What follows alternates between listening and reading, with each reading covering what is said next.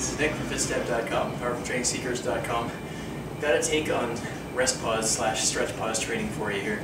This is going to be rest pause training done with a fascial training kind of angle to it. What we're going to do is take a moderate weight, do that for a regular compound exercise. In this case, I'm going to be demoing with the bench press. So I've got just 185 pounds in the bar, something I can get 13, 15 reps with. I'm going to hammer out reps as fast as possible using a moderate weight, high rep, fast kind of tempo. The idea here being to get as much blood cranked into the muscle as possible.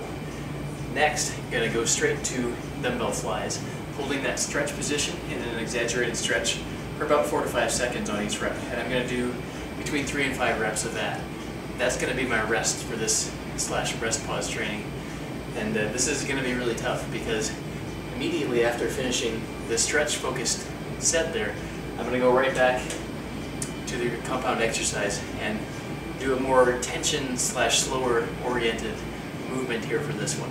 So in the first one, I'm doing a really fast, powerful, fast movement, high reps, in order to get as much blood in. Then I'm going to stretch it out, and then I'm going to focus on tension, and then I'm going to go back, straight back to this stretch movement and hold for 3 to 5 second reps again. Really allowing the blood in and then stretching, holding that stretch position to get the fascia kind of expanded.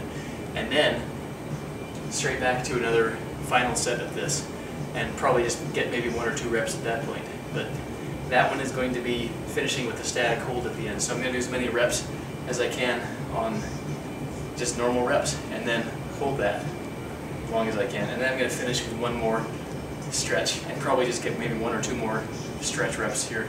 And again, rest is basically going through the stretch pause exercise. And this is what's going to make it so incredibly tough. Because I've done similar trying to train to this, and it's very challenging, but I've actually taken a little bit of rest in between. This is going to be using your rest as the stretch exercise. And I've never tried it before, but I can imagine it's going to be pretty good because it's going to force a lot of blood into the muscle, stretch it out, and then put a lot of tension on the muscle, stretch it out, and then really hold that static stretch, static contracted position, and then the static stretch position for as long as possible. So it's really going to be just jamming the fascia open. It's like when you're squatting down in a pair of tight jeans. You kind of hold that stretch and then you kind of loosen it up a little bit.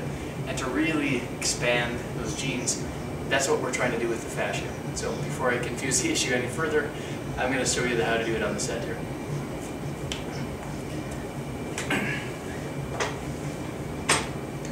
So again, for this first exercise, you want to use a pretty moderate weight, something you can handle pretty easily for 13, 15 reps. And hammer out as many reps as you possibly can, as fast as possible.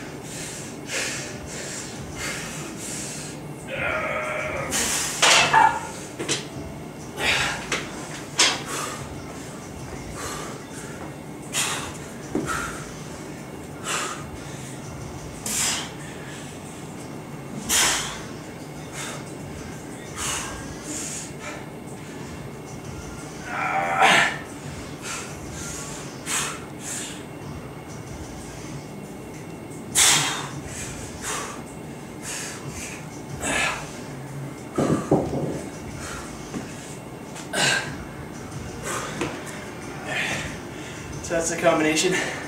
Just going back and forth between full range and the stretch, and full range and stretch and so on, until you're really loosening up that fascia as much as possible. You really get in there and allow that muscle to expand, give it room to grow. So that's the idea behind it. Definitely worth giving a try if you're on chest day and you're ready to really beat the heck out of yourself.